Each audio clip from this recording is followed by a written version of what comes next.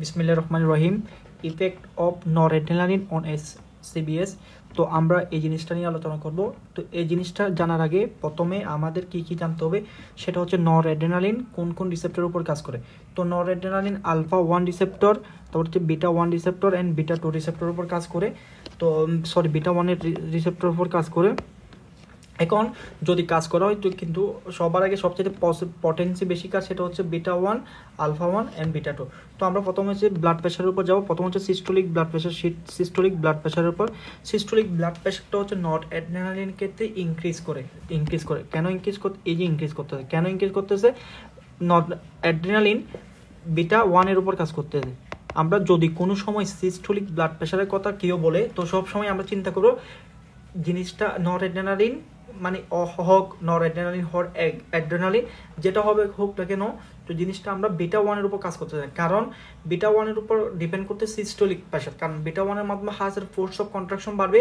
Force of contraction বাড়লে হচ্ছে আমার সিস্টোলিক ব্লাড প্রেশার বাড়বে।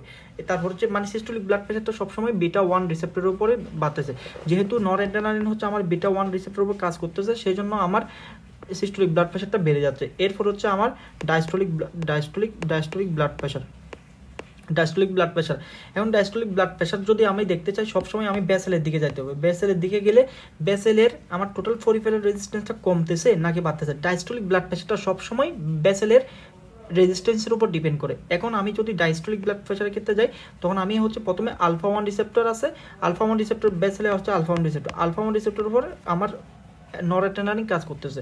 তো যেহেতু আলফা 1 রিসেপ্টরের উপর নরএড্রেনালিন কাজ করতেছে তখন হচ্ছে বেসেল, এই যে এত বড় একটা বেসেল এটা হচ্ছে কনস্ট্রিকশন করে ফেললে ছোট হয়ে যাচ্ছে।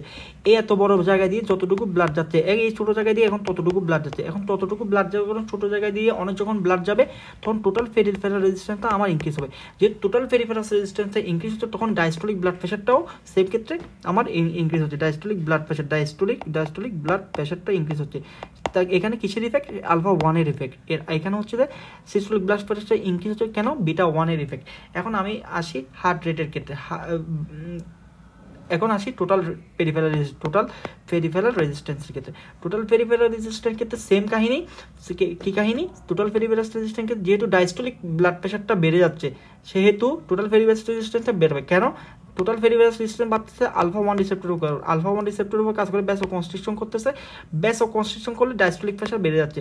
মূলত ডায়াস্টোলিক ব্লাড প্রেশারটা হচ্ছে টোটাল পেরিফেরাল রেজিস্ট্যান্স সেম, সেই জন্য টোটাল পেরিফেরাল রেজিস্ট্যান্সটা বেড়ে যাচ্ছে। কি ফোন? Alpha 1 effect.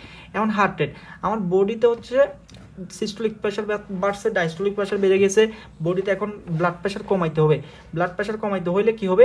আমার হচ্ছে হার্ট রেট কমাইতে হবে। হার্ট রেট কমাইতে হইলে ফোর্স অফ কন্ট্রাকশন কমাইতে হবে। তো এগুলো কমাইতে হবে।